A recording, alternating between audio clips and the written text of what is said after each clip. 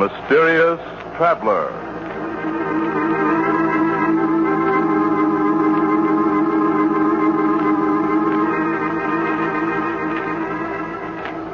This is the Mysterious Traveler, inviting you to join me on another journey into the realm of the strange and the terrifying. I hope you will enjoy the trip, that it will thrill you a little and chill you a little. So settle back and get a good grip on your nerves, if you can. Where are we going? Why, tonight we're going on a little excursion into the realm of pure imagination. You've all heard the old saying, believe in a thing enough and it'll come true. Well, just suppose many people came to believe in something that couldn't possibly be real. Such as an artificial monster growing in a scientist's laboratory. What would happen? Well, if you want to know what might happen, listen to the story I call If You Believe.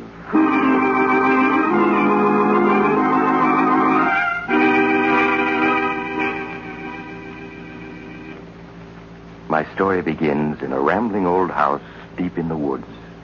In a homemade laboratory, gray-haired Professor Jonathan Davis is peering eagerly into a large glass container that holds an odd, transparent, jelly-like substance. Ellen? Oh, Ellen. Yes, sir? Ellen, come quick. I'm coming, dear. What is it? Ellen, look. I think I've succeeded, have I? Oh, Dad. You look. Your eyes are better than mine. Yes, isn't there movement in the protoplasm this time? Isn't it stirring just a little? No, Dad. There isn't any movement. No? You're positive, Ellen? I was sure I saw some sign of life. I'm quite positive, Dad. Now, please, won't you admit that what you're trying to do is impossible? No, Ellen, no. I will succeed. I know it. Now, come, we've got to try another feeding mixture. If you hand me the saline solution and dextrose, and I'll begin again.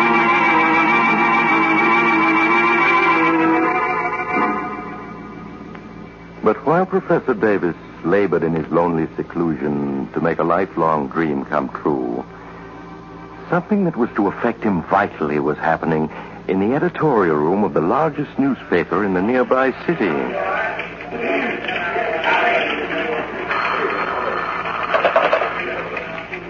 Steady desk, Benson speaking. Oh, hello, Mr. McGuire. Yes? Well, yes, sure. I've been reading Dan Duncan's special features. I edit them. I see. You don't think they've been colorful enough lately, huh? Well, to tell the truth, I agree with you. I've been meaning to speak to him about it. Yes. Sure, I'll do it now. He just came in. Right. Good night, Mr. McGuire. Hey, Dan. Yeah, Joe. What cooks? The big boss just phoned down. What's he want? Well, frankly, he thinks you're slipping. McGuire thinks I'm slipping. Well, I like that. That's what he said. And I've done everything to get hot material except to go out and commit a murder myself. Well, maybe he's tired of murders. You want to know why you don't turn up something like that haunted house story you did last spring? Why I don't. That was a good story, wasn't it? There was a honey. Yeah. Especially the description of the way the ghost of the drowned girl walked around the house, leaving wet spots where it stepped. You know, I caught a heck of a cold walking around in wet socks to make those footmarks. No more than you deserve for faking a story. You're faking a story. Listen, Benson, any time a million readers believe a story, it's true. And they believed in that ghost. Every one of them. I'm not saying they didn't, but McGuire wants another story just as good. I got a good mind to tell the old buzzard to fly a kite. Another story like... Hey. Huh? What is it? I think I got it. Hey, Ted. Ted Jones. Oh, yeah, Dan? Front and center. Oh.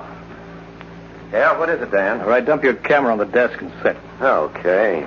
Now tell me, what was that story you told me last week about some professor living up in the woods back at town? Never coming out of his private lab? Oh, you mean Professor Davis? Yeah, that's the one. Yeah. Well, what about him? There was a fuss over something he said in the lecture one day, wasn't there? A fuss? Well, it was more like an explosion. Hey, wait a minute. I remember that case. Professor claimed he could create an artificial man, wasn't that it? No. He said that an artificial man might be produced someday. Might be. Well, the paper said he claimed he could create one. Yeah, I know.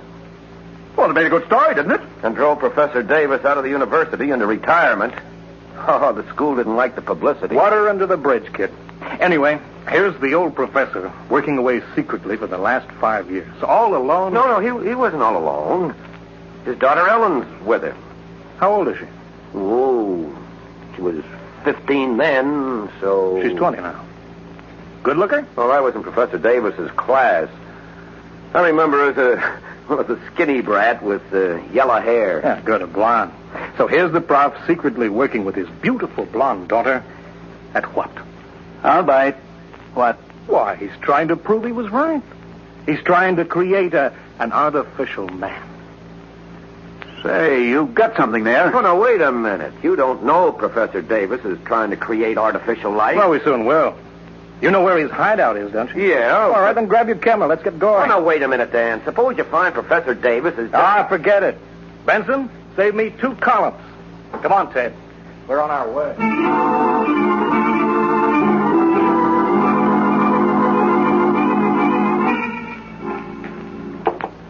There, Ellen. It's done. Now we must warm it ever so gently. It'll stay at blood heat until morning. And then, Ellen... Oh, I hope so, Dad, but... Darling, if you fail again, won't you please promise me to stop trying to create this artificial protoplasm? Well, we'll talk about that in the morning. Now, who could that be? I'll go see, Dad. Yes? I'm Ted Jones, Miss Davis. I don't suppose you remember me. Ted Jones. Oh, you were one of Father's students, weren't you? Yes, that's right. I'm a newspaper photographer now. Could we come in? I have a friend with me, a reporter. Ellen, who is it? Newspaper men, Dad. They want to see you. Newspaper, then don't let them in. Send them away. I come now, Professor. We just want to ask you a couple of questions, but we can talk better inside, so... There. Now we can talk like friends. Hey, but Dan, we weren't invited in. How dare you force your way in here? Get out, both of you. Please go. Dan, come on. Professor Davis doesn't want to talk to us. Keep your shirt on, Ted. Just a couple of questions, Professor. Now, isn't it true that hidden away here you're creating artificial life? I won't answer your questions. You just print more lies and ruin everything I'm trying to do. Then you are creating artificial life, huh? Young man, Tell me how far you've gotten. You figuring on springing an artificial man on us one of these days? You fools. While I still struggle to create synthetic protoplasm, you talk of artificial men. Go before I throw you out. Please go, please. Come on, Dan, we're leaving. Okay, we're going. Thanks for the interview, Professor. Read all about it in tomorrow's Curtain. The imbeciles. What do they know of science? All they want is to cheapen my work. Make it a sensation for the headlines. Please, Father, you must get control of yourself. They've gone now. Yes, dear. Well, they shan't interfere with my work. Well, come, we must adjust the heat. Ellen. Yes, Dad, what is it? Ellen, the mixture's moving. This time I'm sure of it. The protoplasm, it's alive.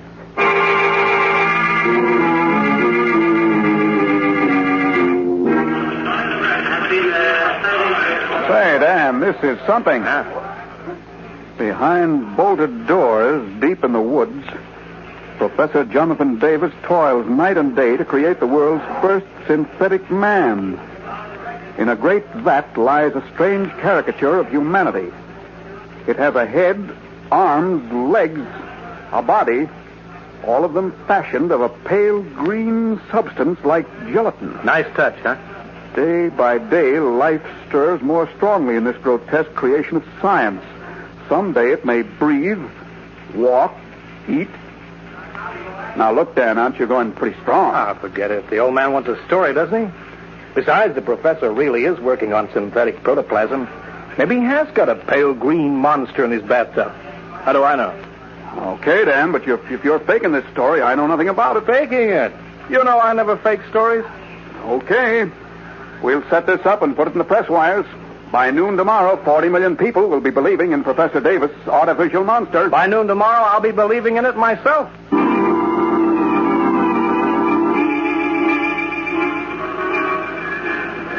Expats, all about it. Finding the great artificial man. Read all about it. Expats. And so, all over the nation, people read the story and marveled and believed, while in the laboratory, hidden in the woods. Ellen, look. This time it is alive. It is. There can be no doubt of it. The liquid is certainly moving, Dad. Yes, see? And the protoplasm is breathing. Listen. You can hear it. I've created artificial life, Ellen. Yes, I'm afraid so, Dad. Afraid? So what do you mean? I'd like to see their faces down at the university when they hear of this. It's grown since last night. Yes, it has. The cells are multiplying like true protoplasm. That's why I transferred it to this gas tank. Now I must add salt, acid, phosphorus. Oh, that must be grocery boy. Excuse me, Dad. Yes? Oh, you. Miss Davis, I hope that you'll let me apologize. We have nothing to say to you. Please don't shut the door before I explain. Explain? There's nothing to explain. You force your way in here. I came to apologize for that. Well, have you seen the morning papers? We're not interested in the papers. I'm afraid you'll be interested in this one. Look. Oh, how outrageous. That story of your father creating an artificial man is in every paper in the country, and I feel I'm to blame, and I want to make up for it. Can't I come in so we can talk? I guess you'd better, Mr. Jones. But Dad mustn't see this paper. Oh, no, of course not. But won't he recognize me? No, I don't think so. He's very nearsighted. I'll just tell him that you used to be one of his students. And if you'll tell me the real truth, I'll try to get the paper to understand that Dan Duncan just made up his story. Who is it, Ellen? It's Ted Jones, Dad, one of your former students. He called to say hello. Jones? Jones? Yes. Ted Jones? Oh, yes, of course. Organic chemistry, wasn't it, Jones? Oh, yes, sir. You're the one who kept breaking things. Oh, Jones, I have something here you'd be very interested in. Come and see. Yes, sir. Look. That stuff in the tank. It seems to be alive. It is alive. Synthetic protoplasm, my boy, the first ever created. It's breathing. Yes, and it's also growing. Life becomes stronger in it by the moment. It's changing color, Dad. It's becoming a pale green. Yes, growing fast. Very fast. I never dreamed that success would come so completely. Hiya, Ted. I thought I'd find you here. Why, Dan. Dan Duncan himself. Hiya, Professor. What do you want here? Oh, just a few pictures. Shot of you in your lab, so forth. You have the nerve to come here after what you've done. What I've done? You haven't seen anything yet.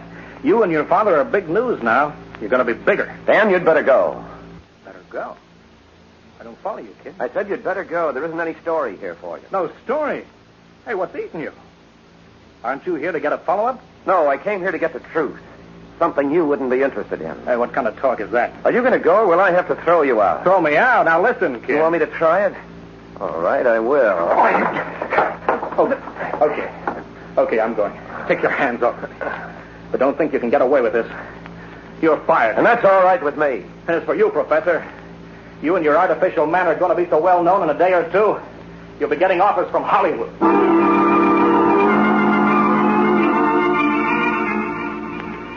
And so, with each edition of the papers, the headlines grew bigger. Expats, read all about it. All about the artificial monster.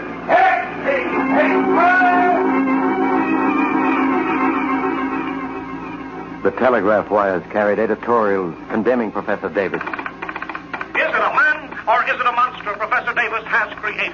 By his refusal to answer questions, the professor led us to suspect that Radio commentators spread the story to still more listening millions. A strange substance like pale green gelatin. Now it moves and stirs in its confinement, seeking to escape. This strange creation of the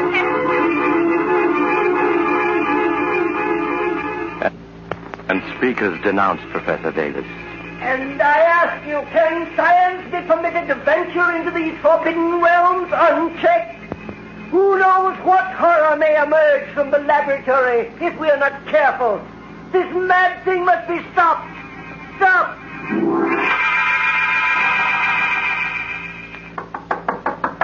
Who is this? Oh, it's me, Ted. Oh. Ted, did you have any trouble? No, I got the medicine for your father, all right, and I brought the evening papers, too.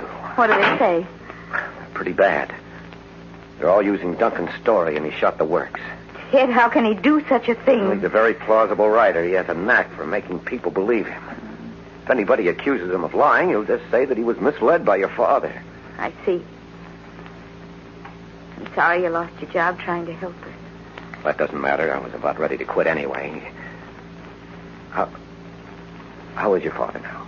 He seems to be sleeping quietly. Well, I'm sticking around until he's all right again. Well, you don't have to do that, Ted. I'll make out. If I hadn't gotten into that fight with Duncan, your father might not have had his stroke. No, it was just the excitement. It's his heart, but I know how to take care of him. But, Ted, I'm frightened. About your father? No, about it, the protoplasm. Oh. It's changed just since this morning. It's changed? Well, how? It's grown and... Well, come on, see for yourself. All right.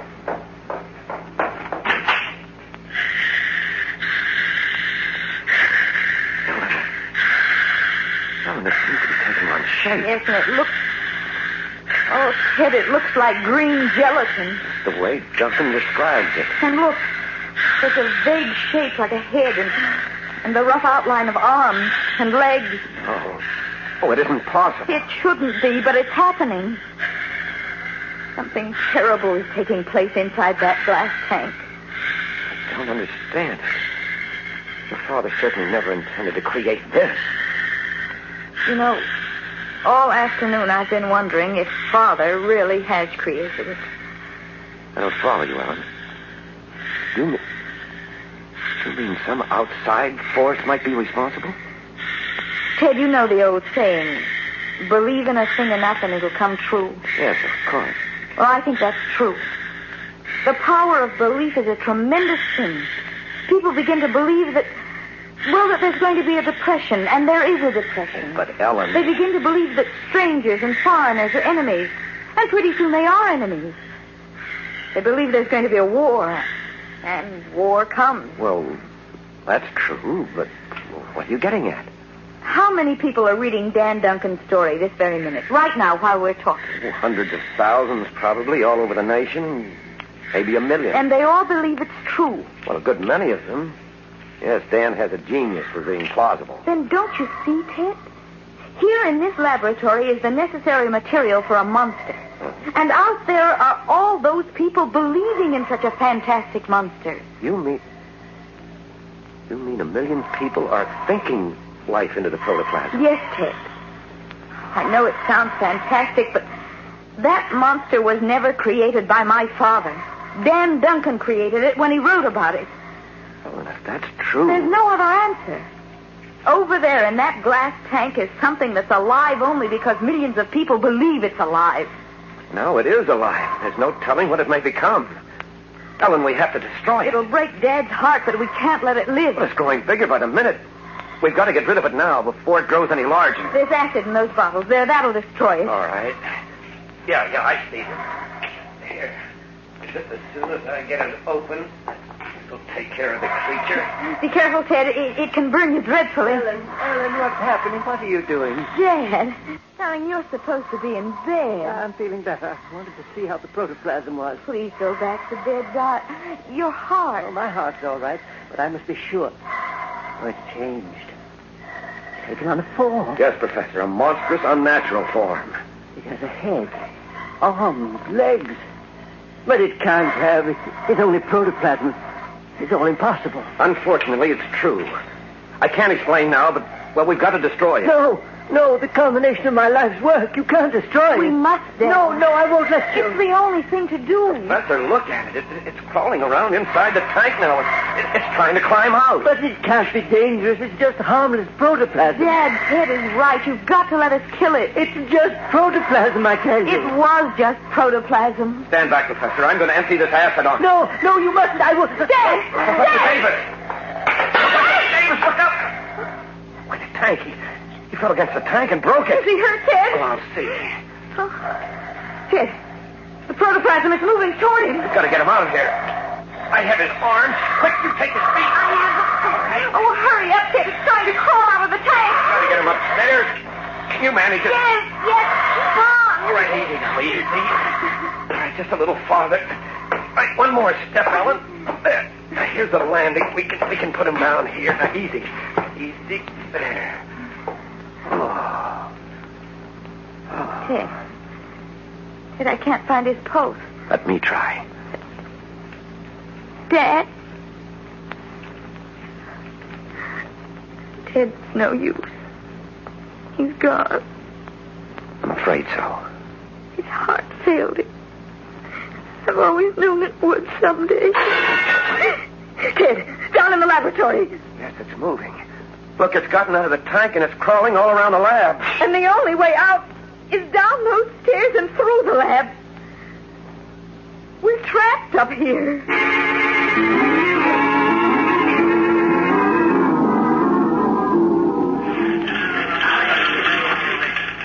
Look, I'm not saying it isn't a good story, Dan. It's a whale of a story. But McGuire wants some pictures. Pictures? How can I get pictures?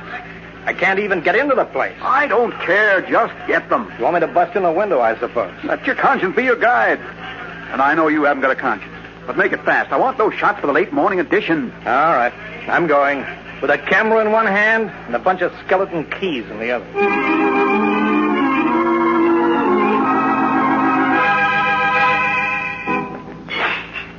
It's looking for food, Ted. Yes, and it's getting frantic. Look how it crawls back and forth through the lab. It's been doing that for an hour now. Look how enormous it's grown. Suppose it tries to come up these stairs to this balcony. Well, it may not. It has no eyes, no intelligence. It's just protoplasm, blindly seeking food. But suppose it does try to come up the stairs. Well, then we'll stop it. I have the gun here that I found in your father's desk. I'll use that on it. I don't think it would even feel a bullet. Well, we'll see. There, it's on the other side of the lab now in plain sight. Stand back there, and I'll try a couple of shots. I hit it. It didn't even notice. No. If we could only reach those bottles of acid, that would fix it. But every time we've started down the stairs, it's rushed over to wait for us. I must feel the vibration, but I'm going to take one more try. Ted, please be careful. Yes, I will. I'll tiptoe down one step at a time. Perhaps I can avoid attracting its attention this time. What's it doing now? Lying quiet, as if it was listening. Only lie quiet a few seconds more. I'm almost at the bottom. Ted, quick! It's coming this way! No. Oh, Ted, it almost got Yes, you. it did touch my foot, but I wasn't interested in getting any better acquainted. What are we going to do now? I don't know, Ellen. If we could only reach that acid. Hey, I wonder if it would make any difference if we turned out the lights. They can be controlled from up here, can't they? Oh, yes, but what good would that do? Well, in the dark, it might become inactive. Some elementary organisms are like that. Well, we can try it. Okay, I'll turn out the lights. There. Pitch black now. But it's still moving around. Well, just wait a moment. Listen. What is it, Ted? I heard footsteps outside the house. Footsteps? Just listen.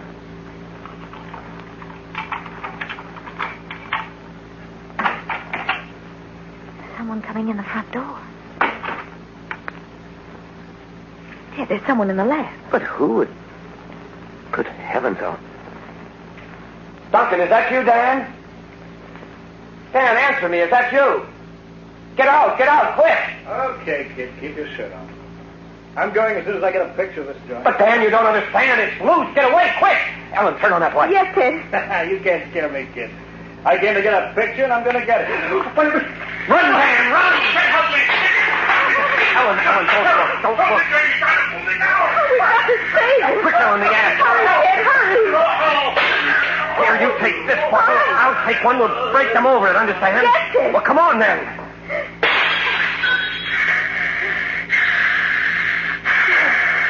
He's gone. Duncan's gone. It's covering him. It's eating him. Oh, Ellen, throw your bottle now. Don't fury that horse with enough to kill anything.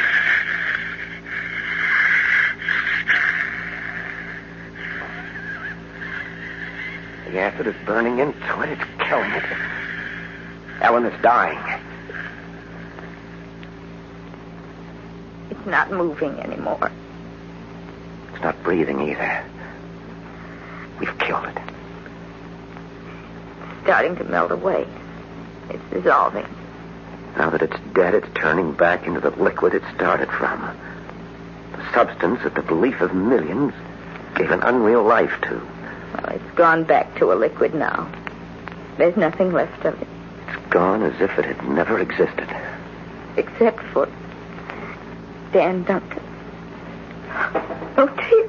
There's nothing we can do for him, Ellen. He's dead. We created the monster. It's killed him.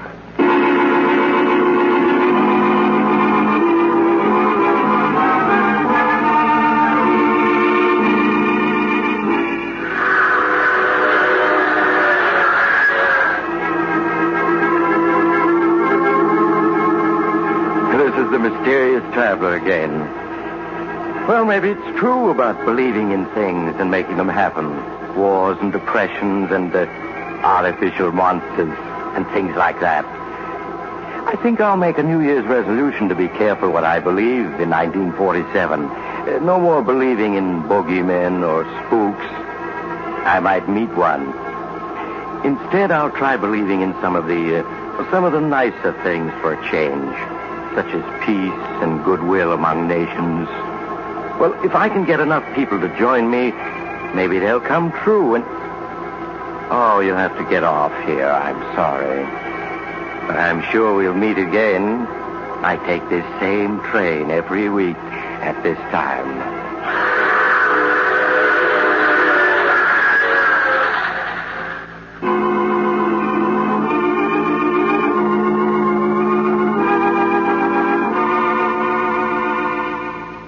You've just heard The Mysterious Traveler, a series of dramas of the strange and terrifying. In today's cast were Maurice Toplin, Chuck Webster, Louise Fitch, Wendell Holmes, Edgar Staley, and Bill Smith. Original music was played by Doc Whipple. The Mysterious Traveler is written, produced, and directed by Bob Arthur and David Kogan.